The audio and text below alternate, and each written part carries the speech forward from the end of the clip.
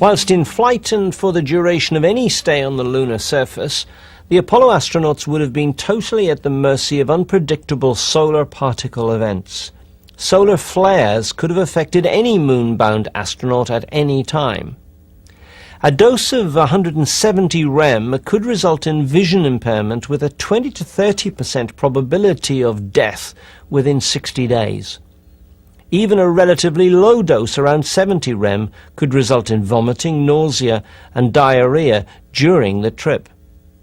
Throwing up into a spacesuit is not something NASA would wish to be broadcast live on TV.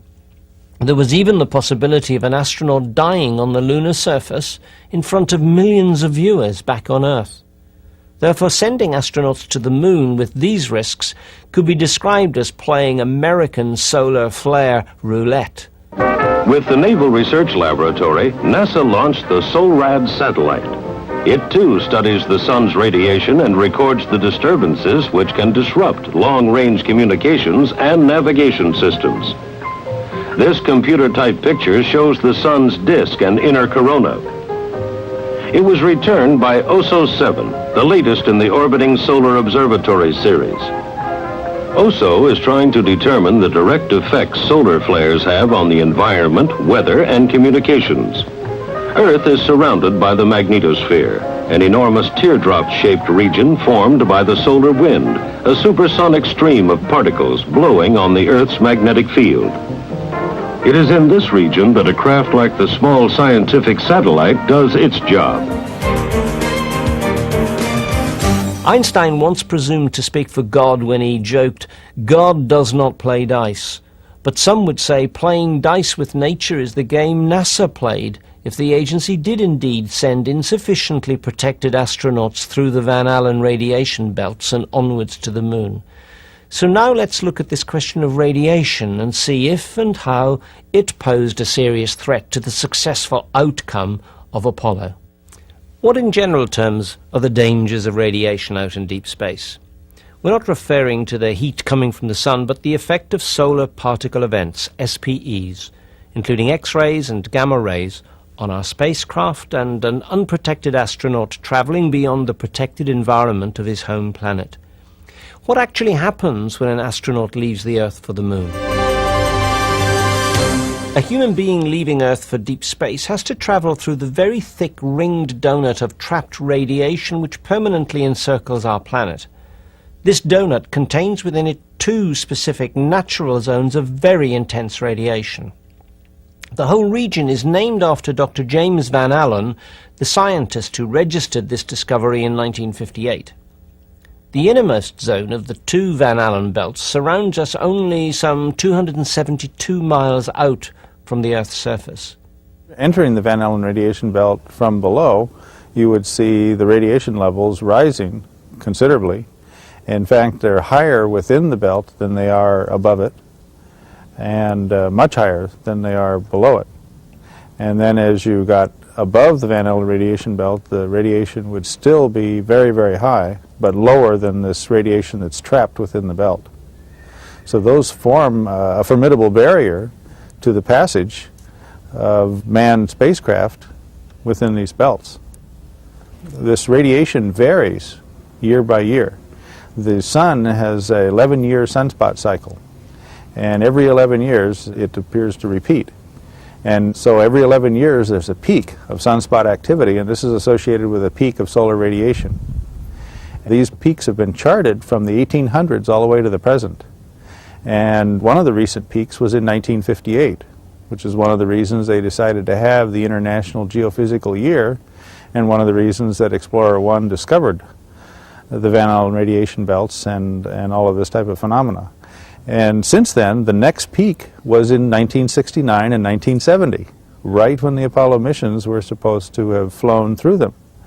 They couldn't have picked a worse time to try to fly a manned flight through this radiation field. Dr. James Van Allen had pointed out the necessity to shield the astronaut spacecraft adequately, given that these belts of trapped radiation were dangerous to bioorganisms. Since 1962, the Van Allen belts also possess another zone of even more intense radiation, which was artificially introduced by the American military. We suspect that with Operation Starfish Prime, the exploding of a megaton nuclear bomb 248 miles above Earth, NASA was trying to force a corridor through this natural danger zone, but ended up making matters worse.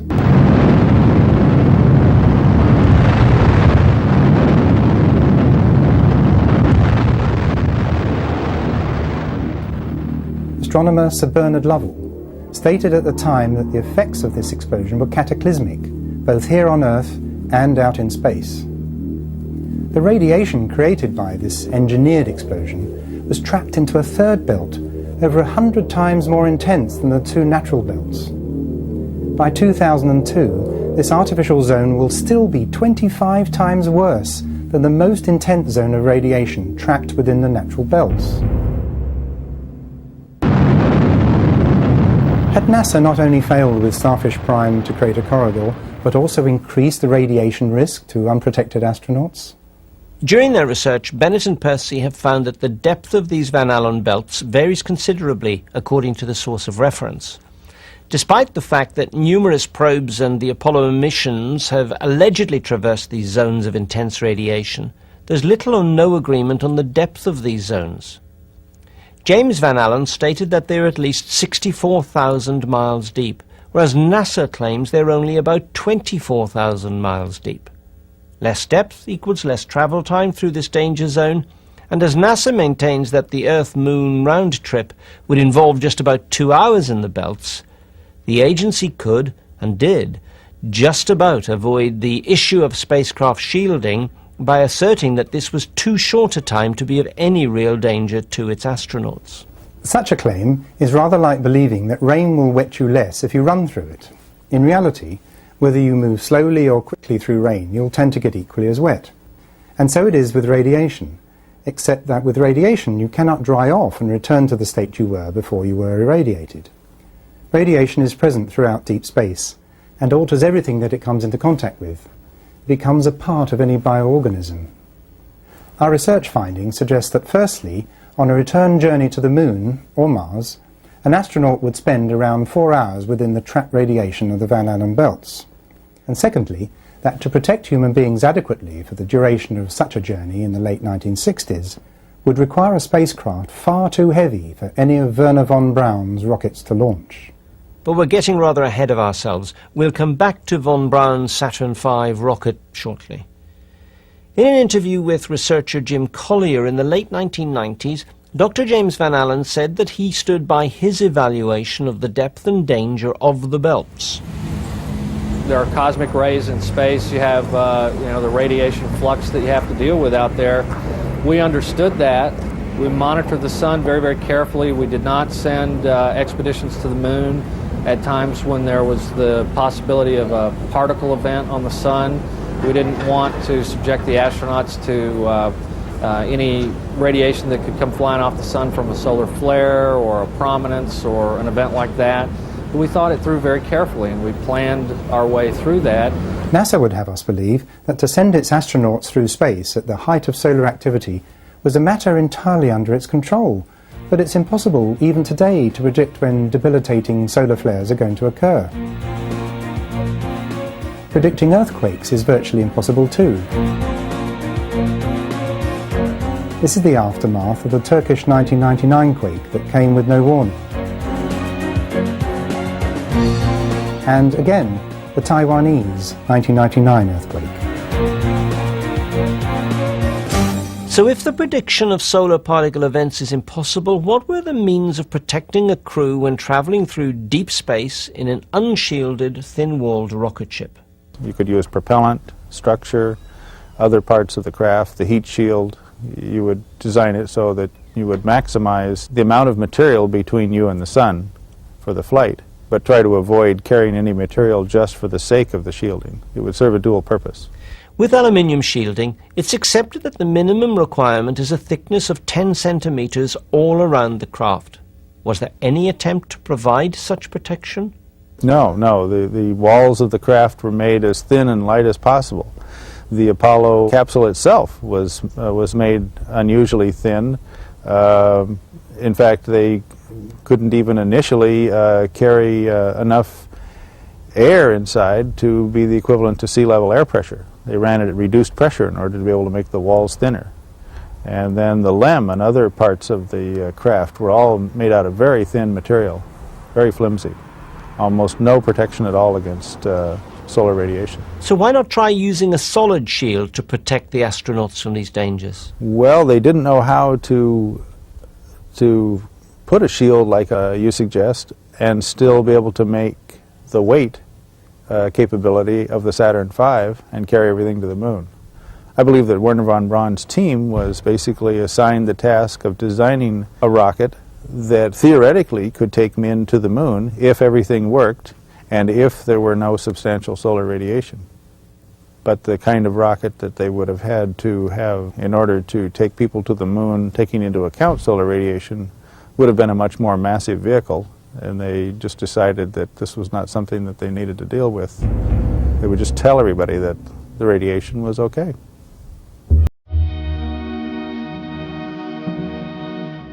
A spherical structure enables a craft to withstand a greater amount of internal pressure. The Soviets knew this simple fact, and the designs for their spacecraft were always spherical. Here's a typical Vostok capsule. Compare this with the American thin-walled CSM design.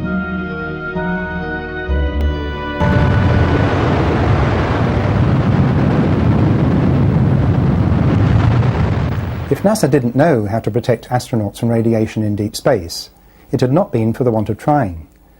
During the Manhattan Project and for years afterwards, the American government subjected nearly 250,000 Americans, both military and unwitting civilians, to the effects of radiation. These enforced tests provided data on how solar radiation might affect future astronauts.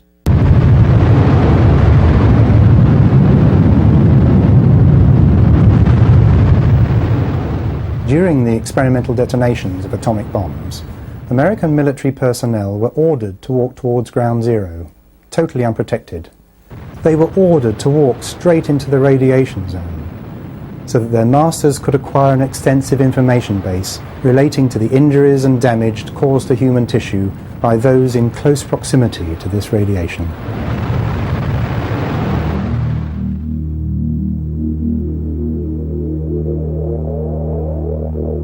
The surface of the moon is, of course, above the Van Allen radiation belts, and it's exposed to direct solar radiation. In 1959, they sent a spacecraft that flew past the moon. So that spacecraft could easily have, that one or others that followed it, could easily have contained instruments that showed them how lethal the radiation was. You don't need live animals to prove that something can't live out there. You can just send instruments that will show you that the radiation is beyond what can be withstood by animals or humans. Solar flares and other storm systems on the sun can create enormous, tremendous surges of radiation. Now that radiation is not only potentially dangerous, it could be lethal to those who are outside our atmosphere, which basically protects us. All right, it can cause problems with radio storms and the aurora and things like that. But with major storms, there is a dramatic threat to those who are outside the Earth's atmosphere. And this would have happened with the Apollo missions. Of course, if there had been a major solar flare during an Apollo mission to the moon, it would have been extremely serious, to say the least. The versatile IMP, 8th in a series, is exploring interplanetary space and the outer fringes of the Earth's magnetosphere. It also provides warnings of possible solar flare radiation hazards to moon-bound astronauts. No major incident occurred, but it could have been potentially very, very bad, lethal, in fact. Remember, solar flares occur all the time. It's the degree of their severity that varies.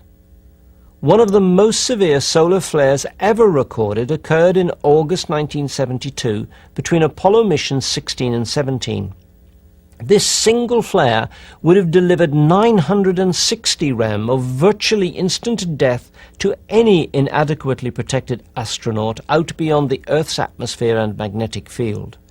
Surely reason enough for the space agency to play safe and adopt the surrogate option, as prediction of these events is a very inexact science indeed.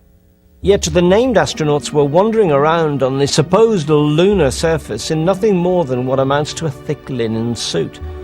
These pressure suits might have allowed for some micrometeorite protection and possibly maintained an appropriate temperature for the astronaut, but they certainly did not qualify as adequate protection against any unexpected burst of debilitating radiation from an SPE. And as if that were not enough, despite strict medical instructions, in some cases these astronauts neglected to use the protective gold visors to shield their faces.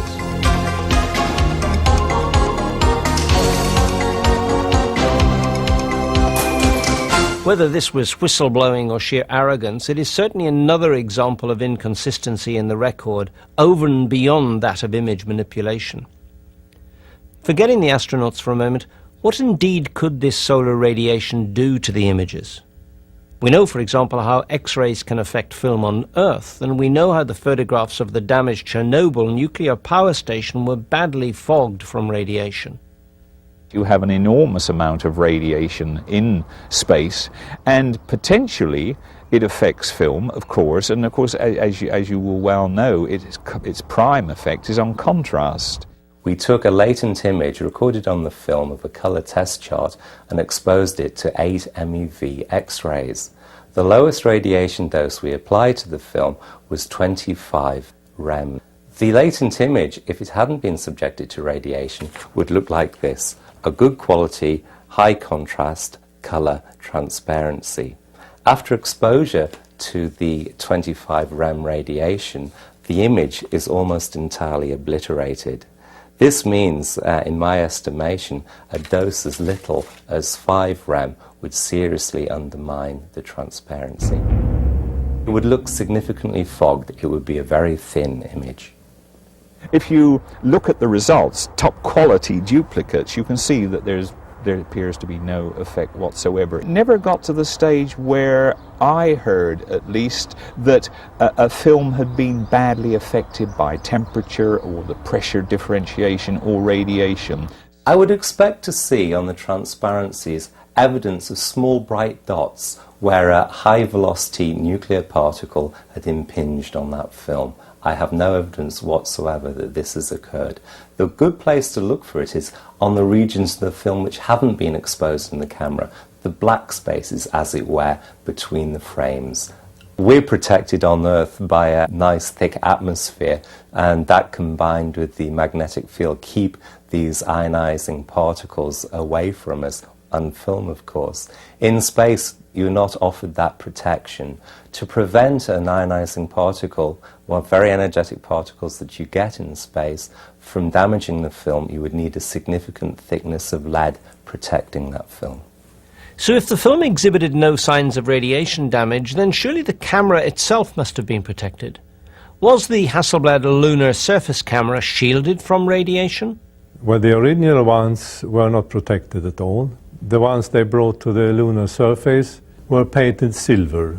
The temperature, of course, is very, very extreme on the lunar surface. In the sunlight, you could be easily as high as about 200 degrees Fahrenheit. And of course, in shadow areas and prolonged shadow, you could be in minus quantities.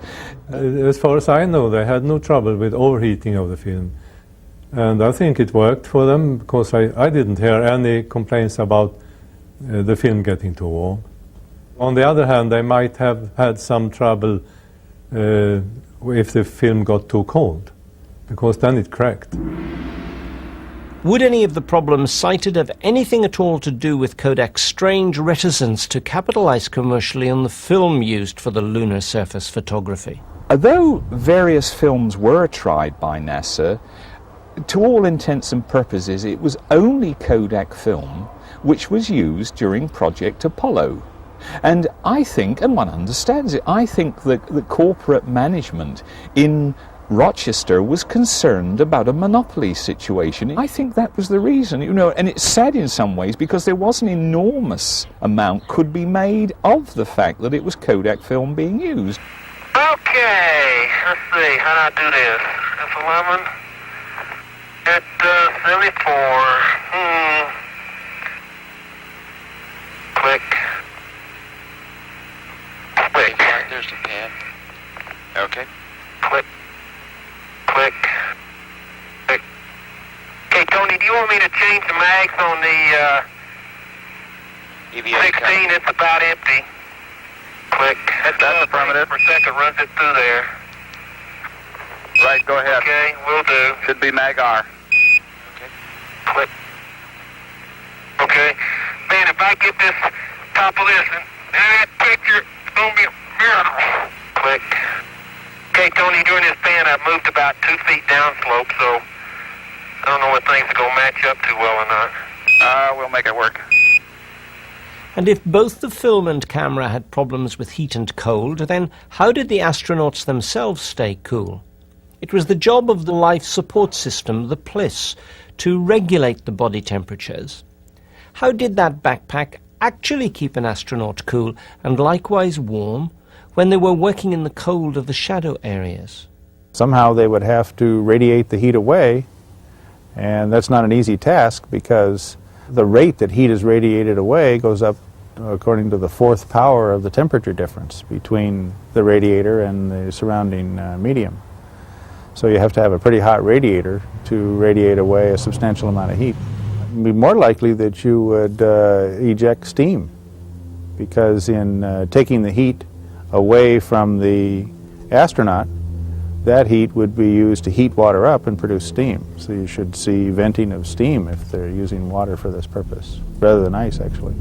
We never once saw any ice crystals or indeed steam emanating from the vicinity of any astronaut, either spasmodically or on a regular basis. Not one piece of TV coverage demonstrates such an effect. Interestingly, many researchers, including Ralph Rene, also seriously doubt whether the PLIS had enough capacity for the job in the first place. In this part of the program, we've looked at the dangers of radiation and the serious problems to have been overcome on any journey to and from the Moon. Clearly, in the 1960s, no one had the ability to deliver a guarantee against astronauts dying in space. This reason alone would have been sufficient motive for the falsification of what really happened during Apollo.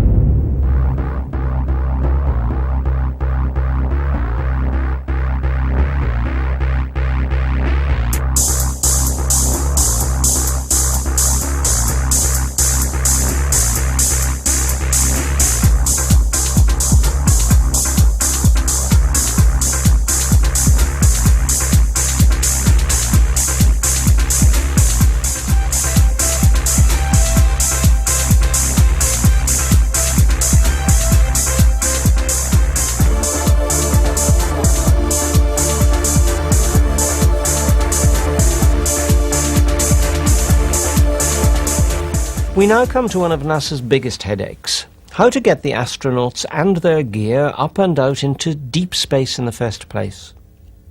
This segment of our program is the story of the Saturn V and those people who were behind the development of space rocket technology. Wernher von Braun was to become one of the Nazis' chief rocket engineers, and together with Walter Dornberger of the German army and another older and more experienced rocket scientist, Hermann Oberth, they would develop the rockets deployed during the Second World War. But before that could happen, Hitler needed to be persuaded that the path-marked rocket development was the correct way to go and a worthwhile investment. All of which takes us back to 1927, when Wernher von Braun was just starting out in his career, and Hermann Oberth was working on an extremely interesting project which surprisingly would become as relevant to the Apollo program as would the V2. In the late 1920s, Hermann Oberth was invited to work on the German production Frau im Mond, Woman in the Moon. It was a Fritz Lang film, with a script credited to Lang's wife, Thea von Harbou. Frau im Mond was a silent movie with its plot based on manned flight to the Moon. Oberth was responsible to Fritz Lang for the rocket design and flight details. It would appear that NASA has followed the principal elements of this virtual blueprint ever since. This design was for a multi-step rocket. As each stage runs out of fuel, it drops off into space and the next stage takes over, thrusting the craft further onwards. Oberth's design for the rocket comprised 3 steps. Apollo's launcher, the Saturn V, was a 3-stage rocket. It was constructed in a vertical position in a huge assembly shed. This is the house that Jack built over at the future Cape Kennedy. It's called the Vehicle Assembly Building and is very similar to that first German rocket shed.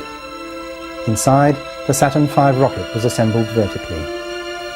Lang's rocket was driven out of the shed in a vertical position on a tractor-like transport to the launch location, just as NASA does today using its crawler vehicle.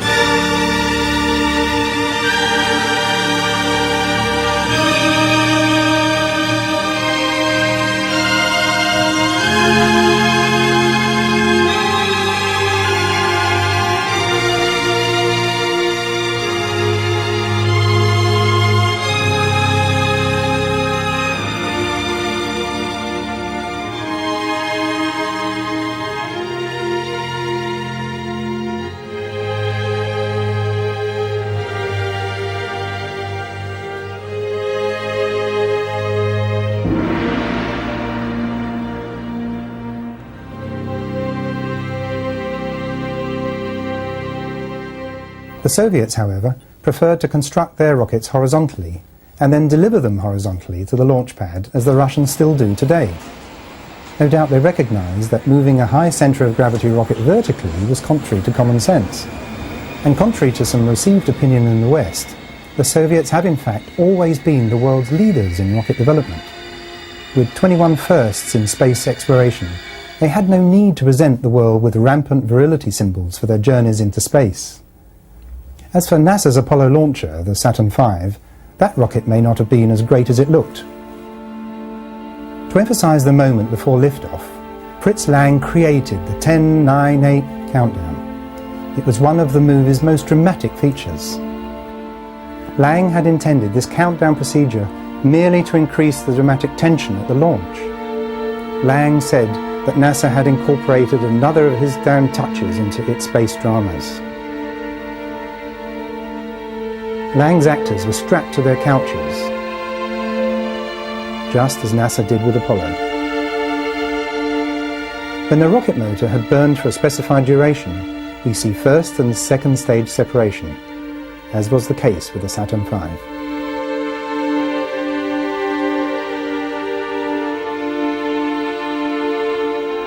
In order to prevent the occupants from floating around the cabin in microgravity, they used a very practical solution of foot grips. Later, NASA was to stick everything to the walls with Velcro tape.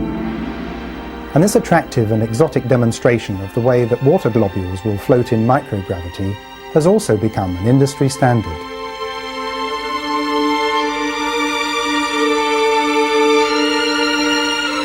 Then the most memorable scene of all, the moon in the foreground and the distant Earth. A scene first visualized in the 1920s. And the lunar landscape as designed by Lang's artists, with the camera set up ready.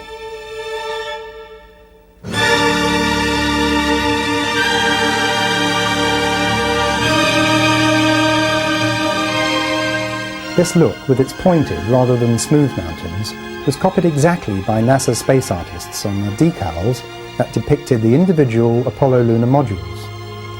As you can see, the Frauin Mon set matches the LEM 7 decal very closely. Remembering that LEM 7 was allocated to Apollo 13's Dark Moon trip, is it not significant that this decal is the only one of the Apollo LEM series which depicts a LEM actually sitting on a fake lunar surface? So all of these NASA procedures had actually been foreseen by a movie director and his colleague in 1927, which is not altogether surprising when that movie director turns out to be the most influential filmmaker of his time and colleague of the most eminent rocket engineer of the 1920s. And since all of these individuals later turned up in America, Nazi scientists von Braun, Dornberger and Obert, who were employed by the American government, while Lang pursued his career in Hollywood, should we then be surprised that the same methodology appears to have re-emerged?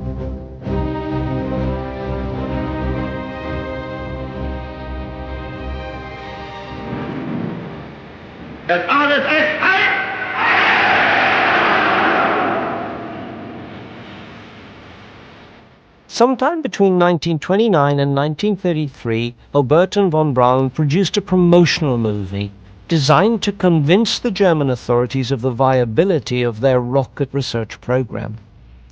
They did this by intercutting film of their successful rocket tests together with actual scenes from Frau im Mond and presenting the finished product as total fact to Adolf Hitler.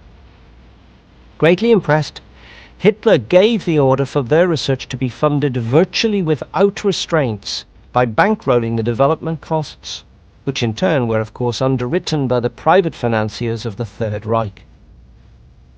Hitler confirmed Walter Dornberger as the head of the German Army Weapons Department to oversee the project. Dornberger was to say to von Braun that they would all be in trouble if fiction did not soon become fact. A new site was soon secured for their expanding research, selected by von Braun on the advice of his mother. It had been a wild island used for duck shoots by the Prussian aristocracy, including von Braun's relations. The place was called Peenemünde. Dedicated assembly plant, fuel storage and rocket launch facilities were constructed at Peenemünde. The Nazis co-opted thousands of personnel to work on this new technological development.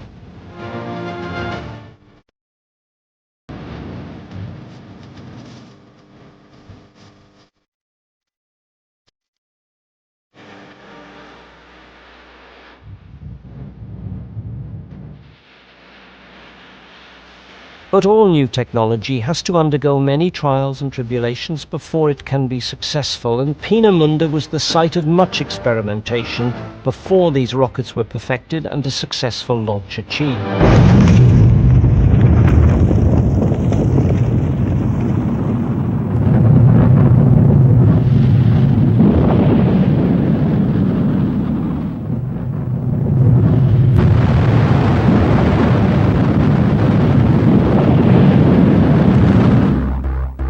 New pieces of technology were developed, including gyroscopic control.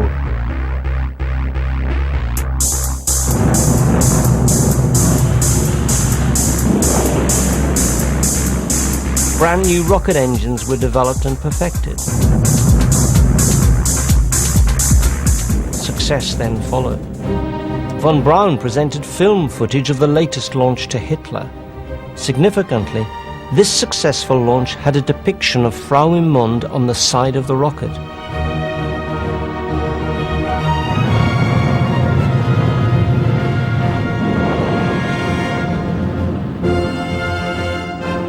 At the end of the film, he abruptly said, we think we have something pretty formidable here, and ordered immediately the highest priority to put the thing into quantity production.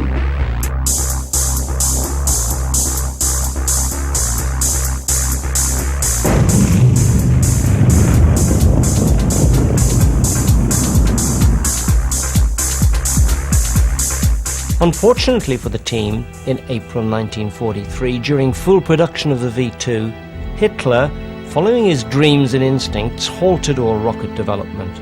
Desperate to fulfill their dream, the two most influential people at Peenemünde, Dornberger and von Braun, asked Albert Speer to set up a meeting.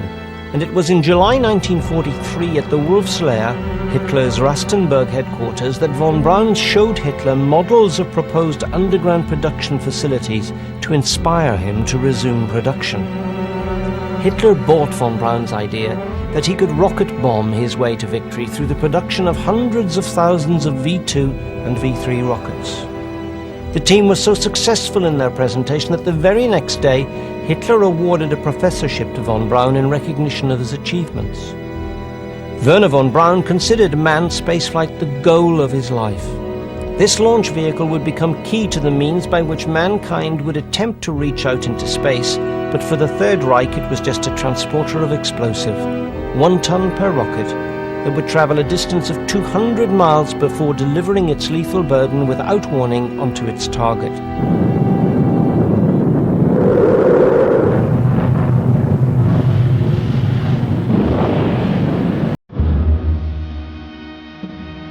By August 1943, SS Sturmbannführer von Braun photographed here in uniform standing behind Himmler, had his underground facilities.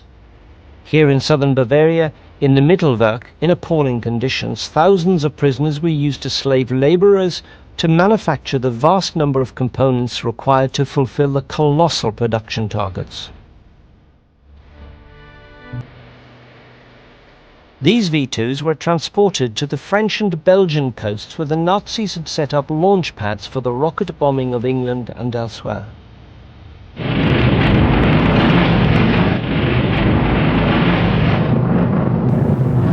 In the latter part of the war, over 2,000 V2s rained down on London.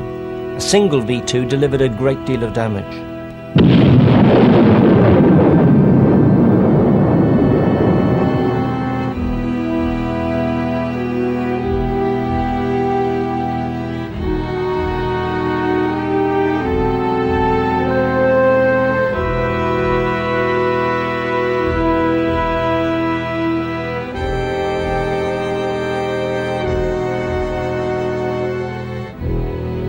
Despite the fact that the Allies attempted to destroy Peenemünde twice, it was essentially spared, and this was of course vital if the Allies were to recover the scientists and their essential technology.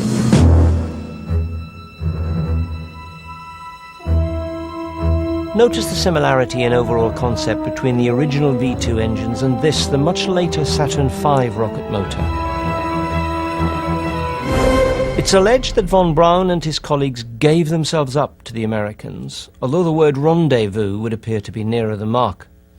After various interrogations, or rather meetings, von Braun and his chosen band of rocketeers were escorted to America, where they were to become the backbone of the space program for several decades. Many other leading Nazi rocket engineers were assigned to the Soviet Union, and it is to misread history to imagine that the US gained the best of these engineers. Quite the contrary. The technicians, rockets and spare parts were divided up unequally between these two major powers. These operations, which had been planned for several years before the end of the war, were known as Overcast and Paperclip.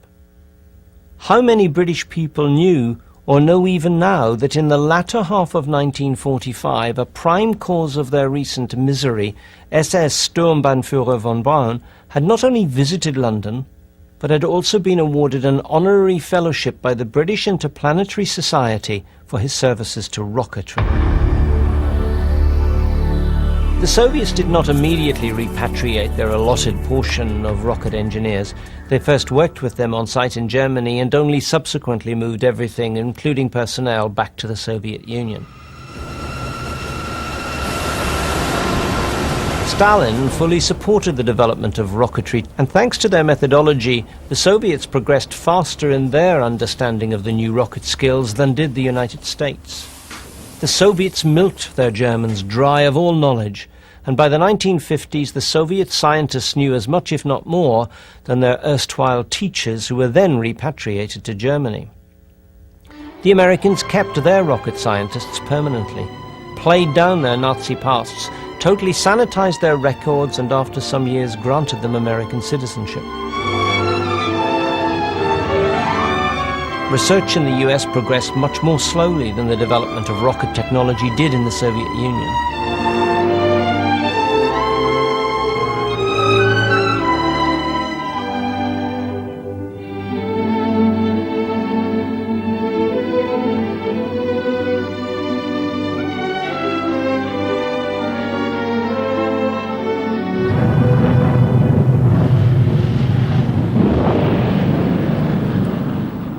Heading up the Soviet rocket program was a man in many ways very similar to von Braun, being a stickler for organization and a man of great vision. But where von Braun was merely an adequate engineer, and there were many men who were better than he, Sergei Korolev was a genius, the genius of all the rocket scientists. Korolev was responsible for the design of the rocket that launched the Sputnik, the world's first orbiting satellite.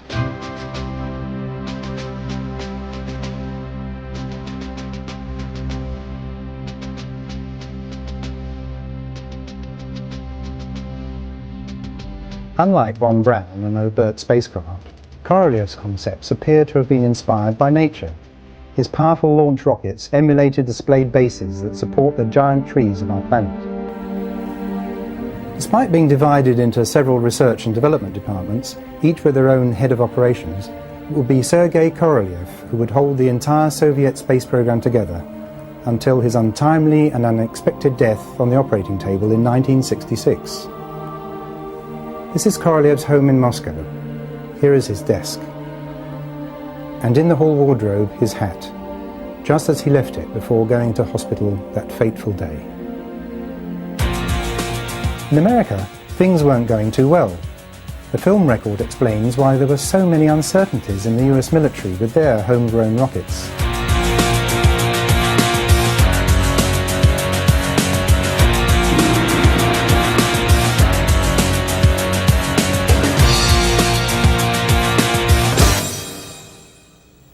Back in the USSR, shortly after Sputnik 1, Korolev was launching Laika, the dog, into space. However, the Soviets were learning to be economical with the truth concerning their activities in space. It was publicly announced that Laika died painlessly when her oxygen supply ran out. It was many years later before it was revealed that in fact Laika had died a painful death because the nose cone of the spacecraft ripped away as it reached Earth orbit, exposing the unprotected portion of Laika's cabin to the searing heat of the sun.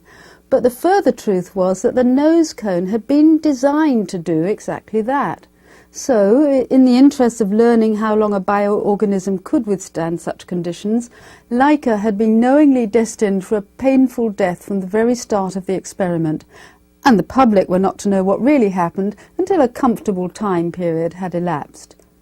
If it has taken 30 years to get to the truth about a dog, how many more years will it take before the truth about the Apollo space program is allowed to seep into public consciousness concerning the fate of this planet's surrogate Apollo astronauts? The go-ahead for manned flight had been given to Korolev at the end of 1960, and so he prepared his cosmonauts for the first manned orbit of Earth. At the climax of these preparations, the world was to see the images of a smiling young Yuri Gagarin boarding the bus that took him to the launch site, accompanied by his backup cosmonaut and staff from the Baikonur Cosmodrome. History in the making, for we were under the impression that these were news images from the Soviet Union, and we didn't question the fact. Why should we? The Soviet Union would enjoy beating the USA into space, and therefore we were absolutely certain that these events were and are recorded for posterity as they happened. Well, that turned out not to be the case. Our research has found that few of the film images of Gagarin's space trip were shot at the time. It seems they were pre-filmed during several different sessions over an extended period. These images were then subsequently assembled and then edited to produce a final result, certainly not true news gathering.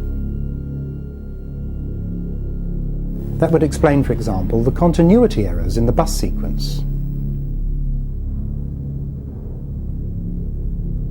Gagarin is embraced by key individuals, including Korolev himself.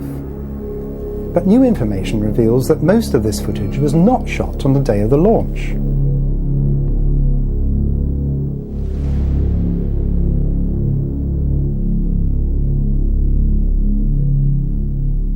Gallantly waving, Gagarin enters the elevator to ascend to the rocket launcher and the Vostok capsule.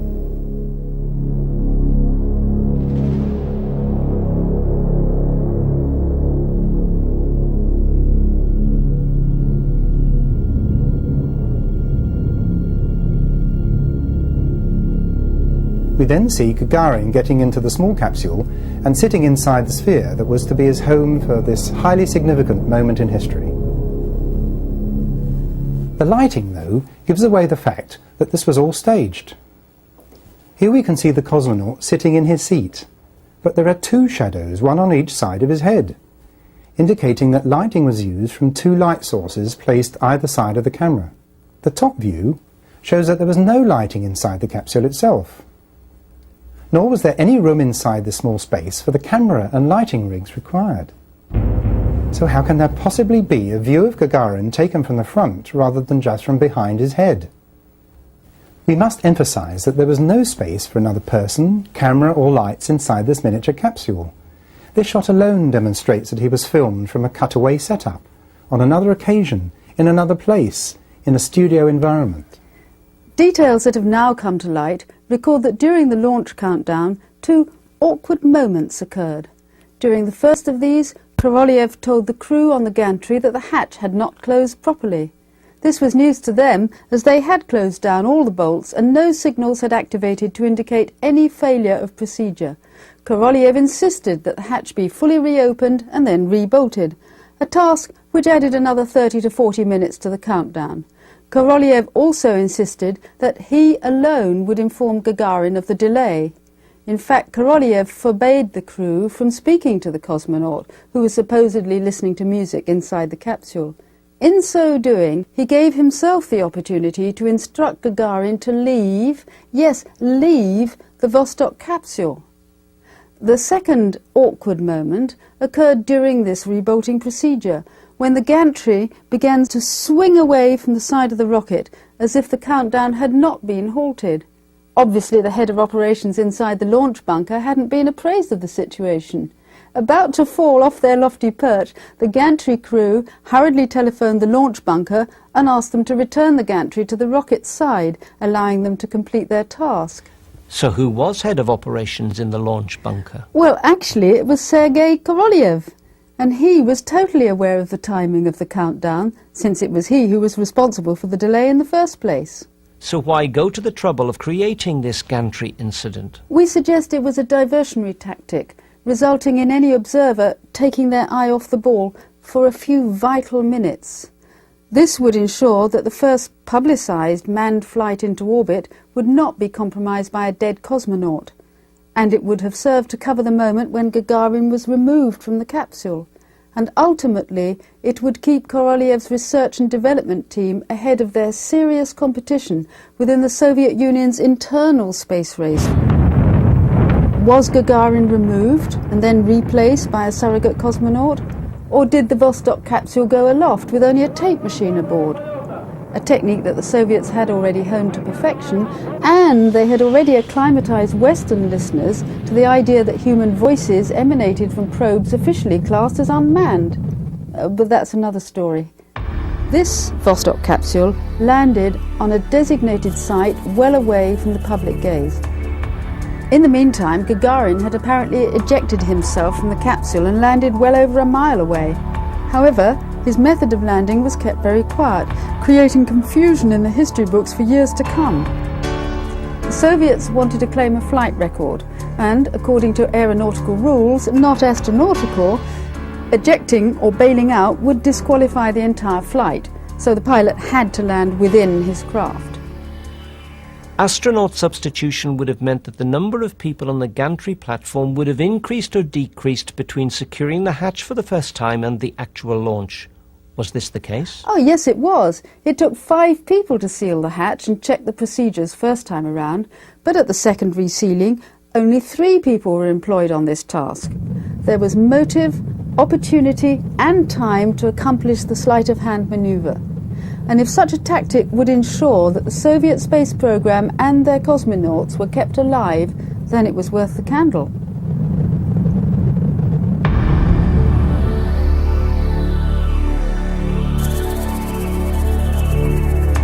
Lord Bruce Gardine was at that time a journalist with the London Financial Times, and until his death expressed grave doubts about the validity of the Gagarin flight.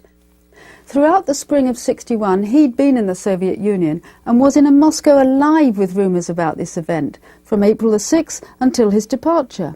On his way to the airport on April the 11th, he was informed by his very well-connected minder that, according to his sources, the flight had already taken place that morning.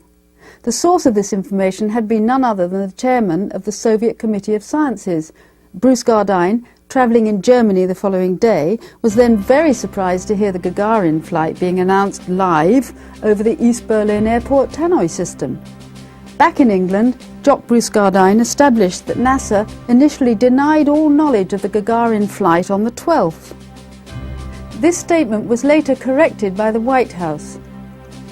But were the Americans, in fact, fully aware that the Soviets did not launch a craft on that day, April the 12th? No one's denying that the Soviet Union put the first man in space, but was that man's name Yuri Gagarin? We choose to go to the moon in this decade and do the other things, not because they are easy, but because they are hard. The Apollo project was in part a Cold War exercise. It was about competition between the Soviet Union and the United States. Kennedy wanted people to get to the moon before the end of the 1960s in order to beat the Soviet Union. Or at least this was part of it. One part of it had this foreign policy objective. The Soviet Union, therefore, had a very strong incentive to discover if this was being faked, because that would have been a huge propaganda coup. And given the espionage capability and the propaganda machine of the Soviet Union as it then was, the idea that the faking of the Apollo project would have escaped their notice also seems completely implausible. Is this business of faking news events new? No, not at all, as we saw earlier with the Lusitania disaster. Previous to that event in 1906, footage of the actual San Francisco earthquake was also faked. And this totally fabricated film material outsold pictures of the real thing, which only showed the aftermath of the earthquake. If fakery is offered as the real thing, then where is the line drawn between falsifying a few images and organising a faked, safe version of the entire event? But at least the Soviets did have the ability to launch a capsule into space. Back in the US, all kinds of things were going wrong with the genesis of the Saturn V rocket. It would have taken an F-1 to get the Saturn V off if it were fully loaded. But knowing the records that were made of F-1 failures, and particularly something known as combustion instability, which was a problem right up to the end, rocket engines have a great failing. In other words, waves can be set up in the jet that cause a perturbation that rockets back and forth inside the engine and destroys it. And I personally saw rocket engines destroyed in that way.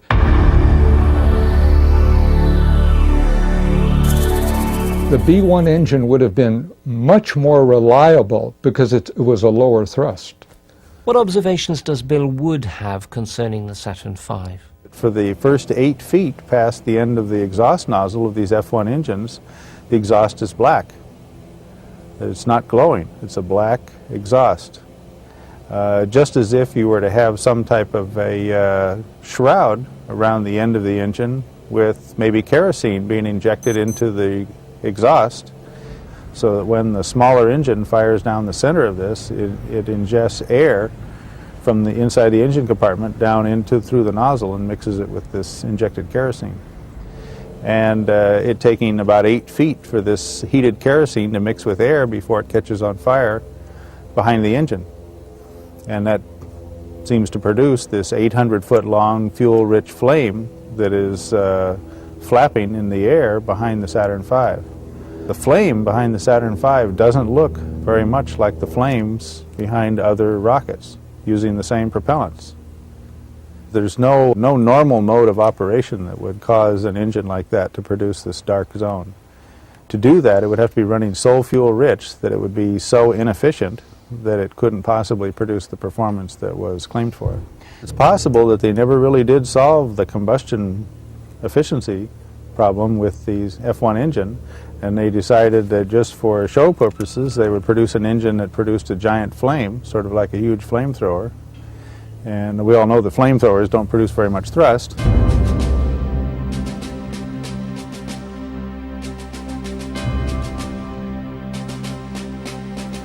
As for their lunar lander, the Soviets designed a spherical module with 4 legs.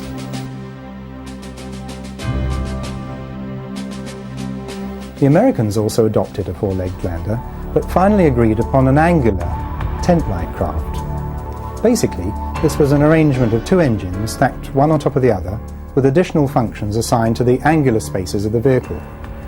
The lower half of this ungainly but appealing craft contained the descent engine, and after the moonwalks, this would become the launch pad for the upper part that contained the ascent engine. The pressurized crew cabin was arranged around the ascent engine housing, and the fuel tanks and equipment storage were located around that. The LEM proposal was amazingly short. This was a 110-page document where Grumman proposed the entire LEM program, which is a $6.9 billion program. And that's an outrageously small document for anyone to submit and ask for $6.9 billion. There's no way that a reviewer could determine whether or not the contractor is going to accomplish anything worthwhile based on 110 pages of documentation for that size program. When I checked into 10 other programs of similar size, like the C-5A and large submarine orders or aircraft carrier orders, this type of thing, all of the proposals were between 5,000 pages and 86,000 pages, with an average of 38,000 pages. And yet we see this one standing there all by itself at 110 pages.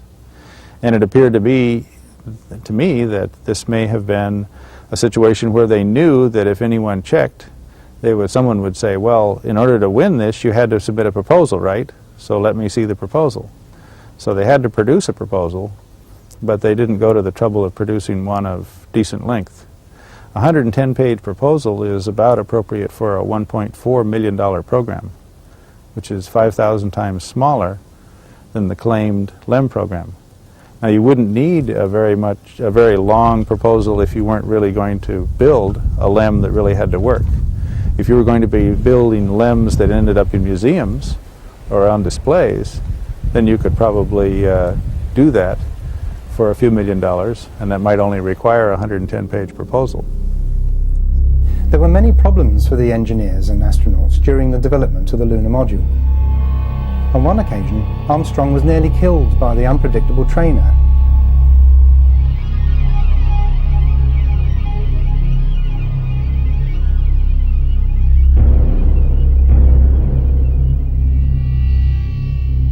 After ejecting just in time, you can see Armstrong descending to safety.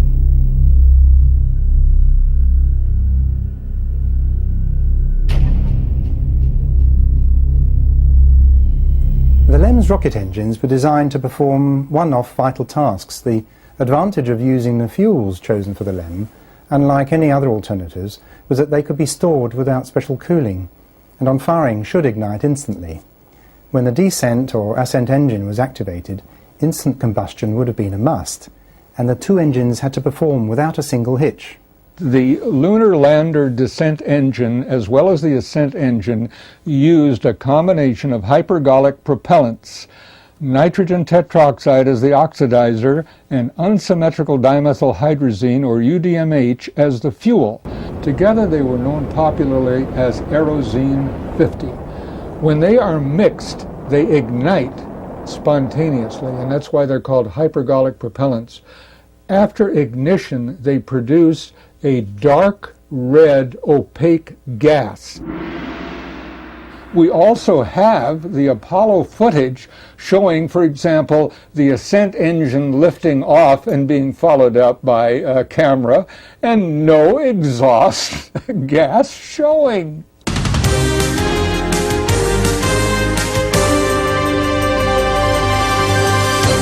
The exhaust jet coming out of the ascent or descent engine should be a tremendous cloud of dark red opaque gas which spreads out almost level with the tip of the rocket nozzle due to the vacuum on the moon. So that means it would have created an enormous cloud of gas, possibly even visible from Earth, but that's sort of a side issue. So that's what viewers should have seen when the ascent module took off. They should have seen a very large dark cloud. All that is visible at the commencement of the LEM's ascent is not an exhaust, but only the bursting apart of the mylar covering. George Pinter worked for Grumman Aerospace on the LEM and was most actively involved at top level with the development of major LEM systems, especially the supercritical helium supply. His responsibilities involved not only the technical supervision of specialists, but also the overall management of the project. He was a recipient of an Apollo Achievement Award from NASA, especially in relation to his contribution to the Apollo 13 space rescue mission. George was so valuable to the creation of the LEMS engines that he was seconded to Rocketdyne for a brief period during their research into propulsion systems for the descent engine. George Pinter has stated that it was imperative that the astronauts were able to see when landing their LEM. So we have to ask, how did they accomplish that vital task when clouds of dense, opaque smoke and dust were surrounding the craft and obscuring the astronauts' view? Remember how the Apollo 11 crew were seeing their way to the surface, only picking up a little dust, according to Armstrong. It is not widely known that the manoeuvring jets of the space shuttle also use hypergolics, and this exhaust is very clearly visible when these thrusters are fired. And as for not having any effect on the lunar surface, either melting it or blowing vast clouds of dust away, let alone generating a crater where they landed, well, here we can see that there is no disturbance whatsoever under the LEM, a fact, incidentally, that nearly all the crews felt obliged to draw our attention to. Just like Neil, I didn't dig any crater at all. Look at the descent engine, it didn't even dig a hole.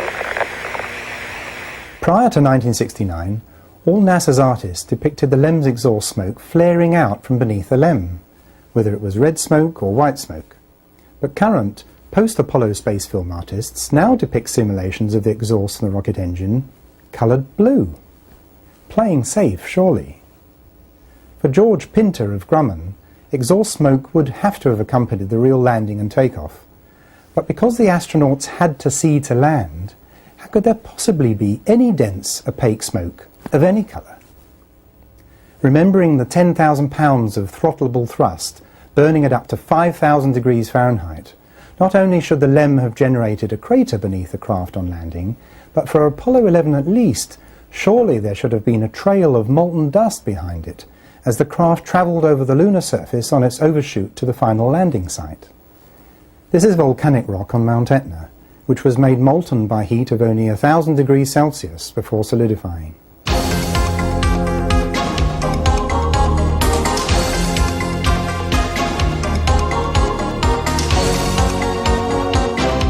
What happened to all the dust that was kicked up by the engine?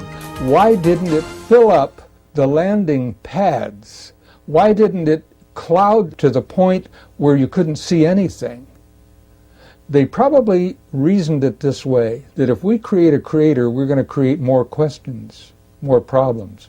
Let's just say that the exhaust nozzle, because it was operating in a vacuum, was dispersed over a wide area, and that it really didn't have the strength to create a crater. Well, that's not true, because the main jet coming down still had to support 2,300 pounds of lunar lander in a lunar gravity, 1/6 of Earth. It had to support that. Obviously, the power had to be centralized, not spread out in a vacuum over, say, a 50-foot diameter circle. The jet from a rocket engine will move large boulders as though they were being shot out of a cannon. Here is a more recent event that occurred in the mid-1990s with the DCX rocket. The DCX dug up the prepared site so badly it dug a crater 2 feet deep while it was landing on compacted gypsum. And it tore that up, and big chunks of this gypsum broke loose and were pelting the outside of the craft, which was a lot beefier than the outside of the LEM. And finally, the last time they flew it, it did tip over because one of the 4 landing legs didn't come down. Of course, that would happen in 1995, but it would never happen in 6 Apollo missions, right, on the moon.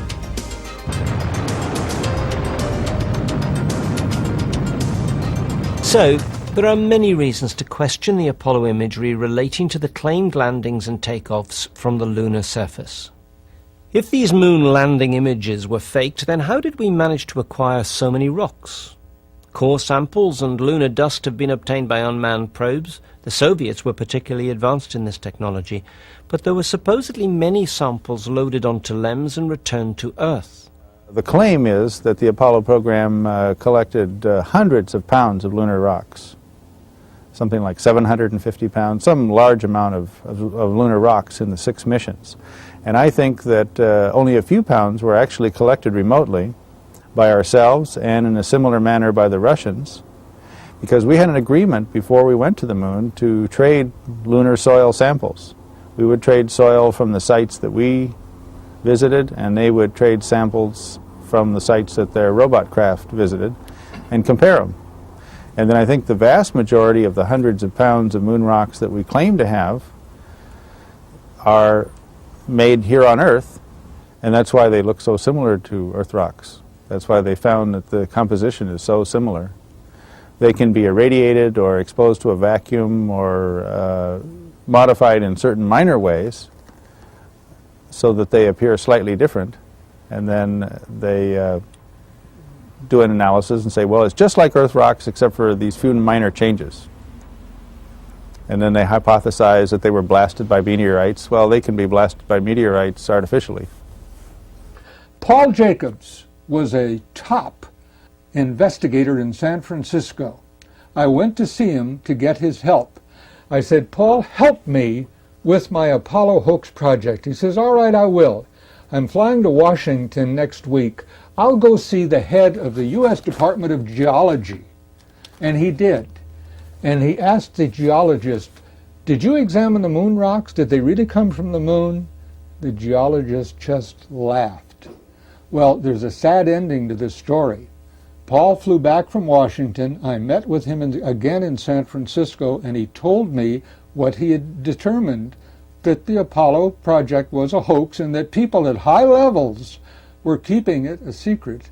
Unfortunately, Paul and his wife died of cancer within 90 days. Lee Galvani. He's been in touch with me for many, many years, and he says that he had almost convinced James Irwin to confess and clear his conscience of this terrible burden. And curiously and appropriately, James Irwin called me at my home here in SoCal and wanted me to call him back. But he was dead of a heart attack in 3 days. Ignition and liftoff.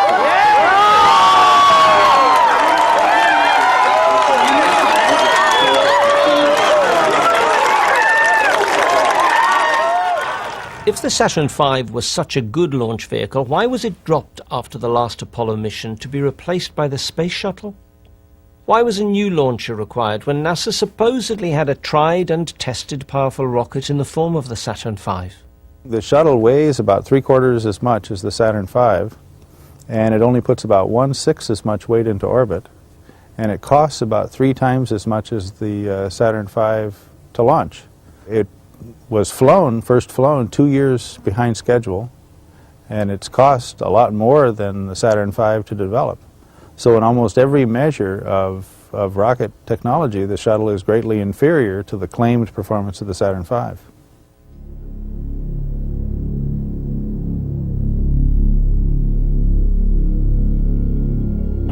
Seconds and counting. T-minus 15 seconds. Guidance is internal. 12, 11, 10, 9. Ignition sequence start. 6, 5, 4, 3, 2, 1, 0. All engine running.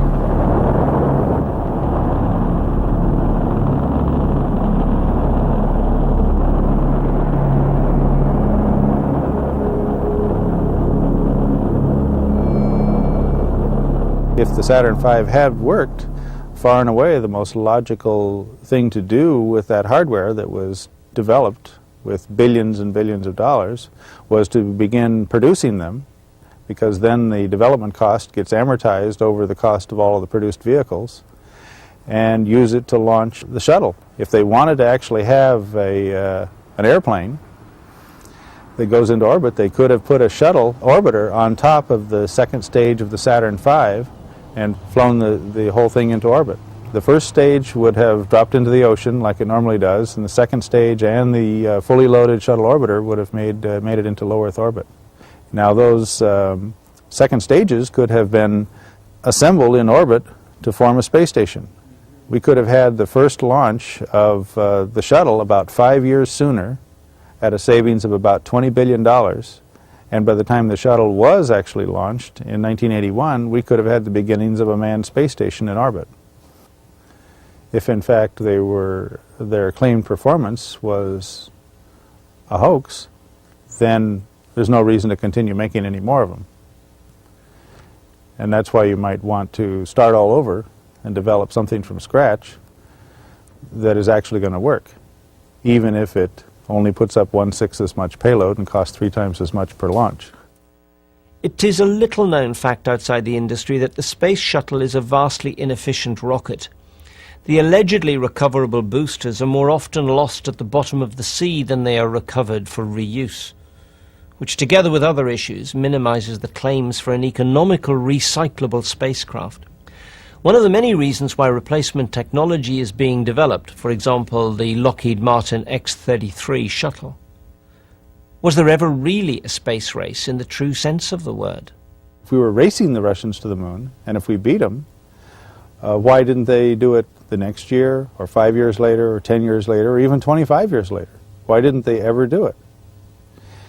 And usually the response is, well, they got so discouraged because we beat them to the moon that they gave up. Well, if that were true, then why didn't we give up when they beat us with the first satellite into orbit, or the first man, or the first woman, or the first space station? Why did we keep struggling with them the whole time, and why the very first time we beat them in something major did they give up? And why did they give up so thoroughly that they never went at all?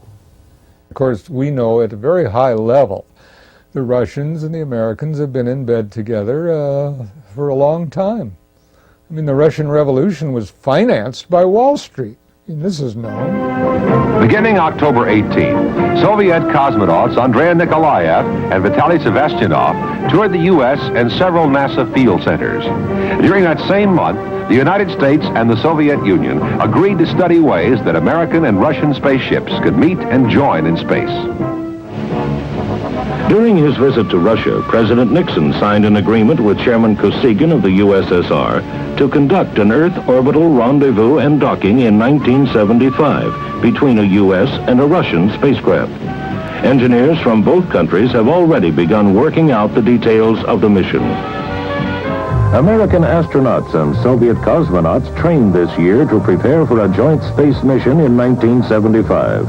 The two crews will meet and join their spacecraft while in orbit around the Earth. Beyond the rescue capability they will demonstrate, it is hoped the complex project will lead to future international cooperative programs. They have sort of a tacit agreement that we won't blow the whistle on you if you won't blow the whistle on us. Simple. That's what I've often said on radio and television when they say, well, how come the Russians, if they knew that we didn't go to the moon, how come they didn't say anything? Well, it's better that they don't say anything. It's highly likely that only a few individuals were privy to the whole plan. As with the Manhattan Project, which involved hundreds of thousands of people working across America on the development of the United States atomic bomb, only a relatively small group of scientists were aware of the actual agenda behind the work they were doing, and even fewer masterminds were coordinating the whole program. So in a similar way, this assault on space involved hundreds of thousands of people working towards, in their understanding, a race against the Soviets to reach the moon first.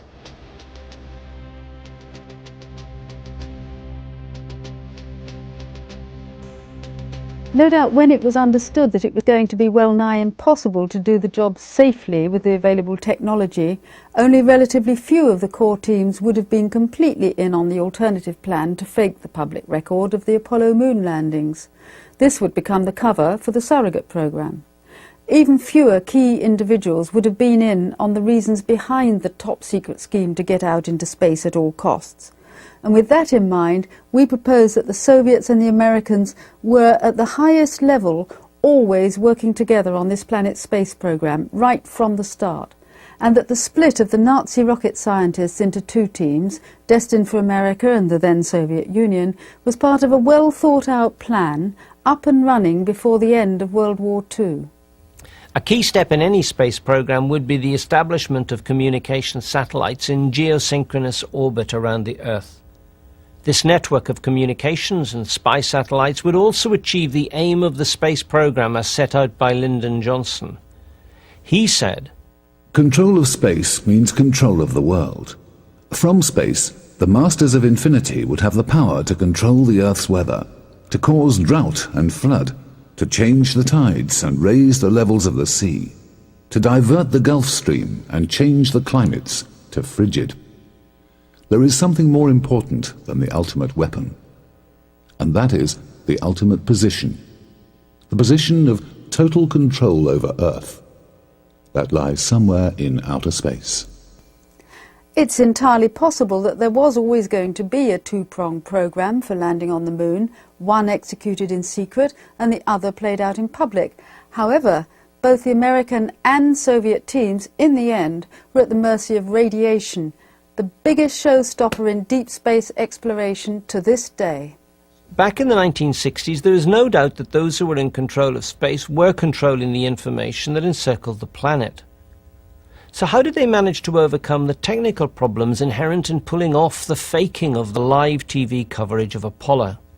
I think probably the most logical way would be to beam signals to the moon and have an amplifier and repeater on the moon that would then amplify and repeat these signals and beam them back. That way anyone who had a proper antenna pointed at the moon could plainly see that they were getting signals from the moon. They just wouldn't know that those signals were bouncing back.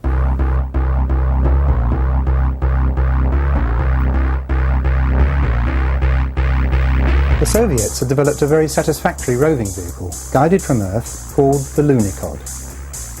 Lunokhod was landed successfully on the lunar surface and travelled over considerable distances. It had the capabilities of soil and rock sampling and was equipped with TV cameras and a laser reflector. These items had dust covers that could protect the lens and prisms respectively. The laser reflector was useful for receiving a laser beam from Earth in order to measure the precise Earth-Moon distance at any given moment in time. One craft could have performed all of the functions that would simulate the lunar lander.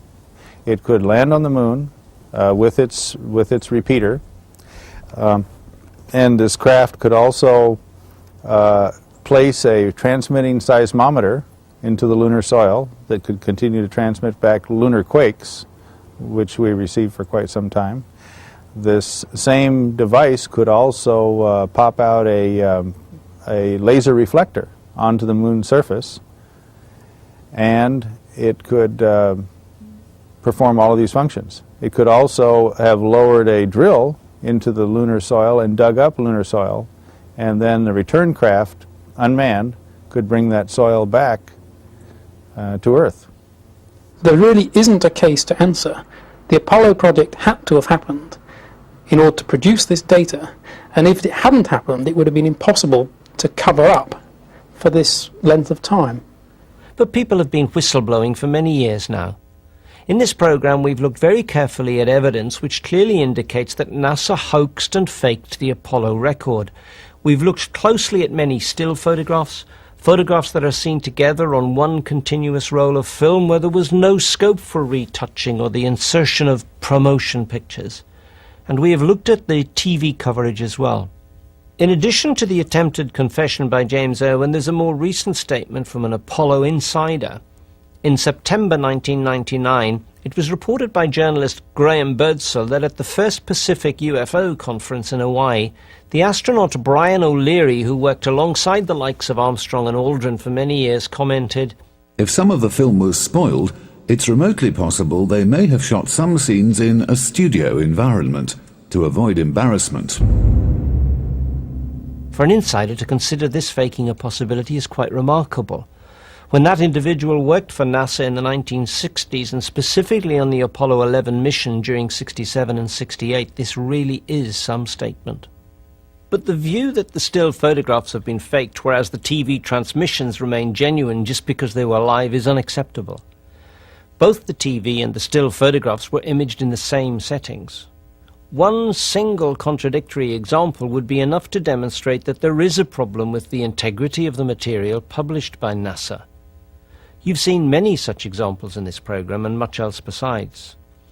The lack of continuity between the stills and TV coverage of the same events, the whistleblowing inherent in the lighting of these images, the totally faked setups, the clues in the dialogue of the astronauts returning to mission control, and the serious problems associated with radiation and the technology. All these matters underline one simple fact. A representative of humanity may well have gone to the moon in 1969, but the images published by NASA of a manned lunar landing are not the true and accurate record of such an event. Bill K. Singh has been in contact with an electronics technician who's spoken out. He was part of the team at the Goldstone Tracking Station, California, during Apollo. He strongly suspected that Apollo was being faked, that the information coming in was not coming from a genuine command capsule, it was coming from a satellite that was transmitting the information as though it were coming from the moon. My integrity is insulted by these setups, these fakes. And I feel very strongly that it's time that these matters were brought to public light, were exposed, so that we can each and all of us understand as though we are human beings and not a sub-race governed by an elite who choose what we shall see and not see. This, as far as I'm concerned, is censorship of the very worst form. But if, as NASA wishes to imply, if we were so successful at getting to the moon in the 1960s, and if we had already developed the principal technology to do so, and setting aside the purely scientific exploration of the moon, then why hasn't NASA practiced elements of their proposed manned Martian voyage out, around and on the moon? What was the prognosis for manned space travel beyond a low Earth orbit after the days of Apollo? The RIDE report goes a long way to answering that question. This report was written by a team that was chaired by Sally Ride, former shuttle astronaut, and they speculated in this report that if NASA were fully funded on a mission to send men back to the moon, that they could, if they spent billions of dollars a year starting in 1987, that they would be able to, they estimated they'd be able to first land men on the moon by the year 2010, which would mean 23 years to land men on the moon for the next time. And the question being, since it only supposedly took 8 years from Kennedy's announcement until Apollo 11, why would it take so much longer and cost so much more money to do it for the 7th time than it did to do it for the first 6 times? However, this stated time period was to increase fourfold. In 1999, Douglas Cook, director of the Exploration Office at Houston's Johnson Space Center, said that his primary objective for future travel to the moon was to be able to test his hardware there, in readiness for a trip to Mars. Cook believes that humans will actually return to the moon within 100 years. In the late 90s, the UN terminated weapons inspections in Iraq. In 1999, a BBC Panorama documentary demonstrated that the CIA had run an unauthorized eavesdropping operation against the Iraqis from UNSCOM's office in Baghdad, and that the British and the Americans hid behind the United Nations to run this spy operation from headquarters in Bahrain. It appears, though, that instead of just looking for weapons of mass destruction, they, UNSCOM, were, without the mandate of the United Nations, actually spying. Therefore, it was a United States, not a UN operation. So it would appear that the United States and UNSCOM claimed they were doing one thing, when in effect they were also doing something else. Now, this tactic is by no means new. Here, with the UNSCOM operation, are parallels with what we maintained happened during Project Apollo, 30 years previously. From the sheer weight of evidence, the firm conclusion of this investigation has to be that in the case of Apollo, NASA stated that the agency was doing things one way, when in fact a hidden surrogate program proceeded in a very different manner. The total costs of Project Apollo, together with the Soviet part of the program, were estimated to be at least $30 to $40 billion on each side.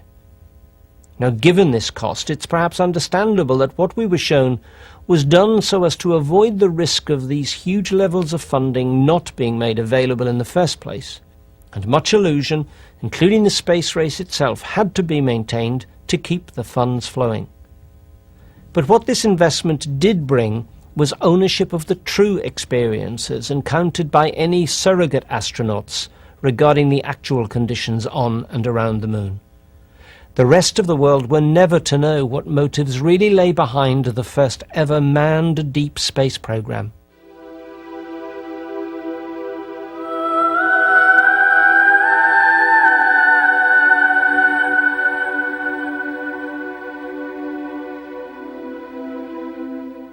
Bennett and Percy, the authors of Dark Moon, propose that our planet's basic technology for space travel needs radical conceptual renewal, the development of a totally new form of space travel.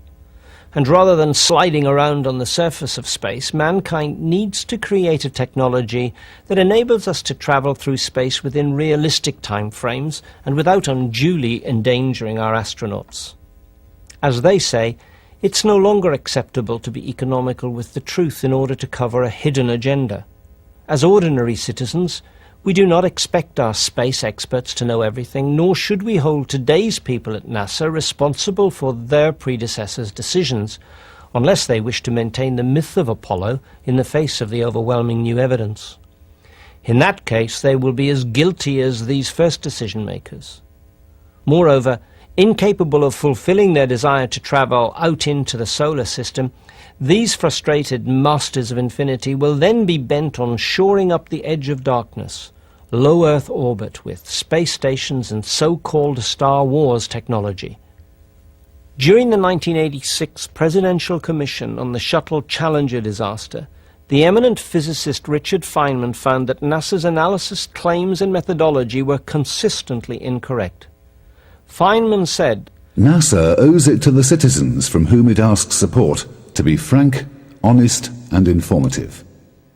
And so that these citizens can make the wisest decisions for the use of their limited resources for a successful technology, reality must take precedence over public relations. For nature cannot be fooled.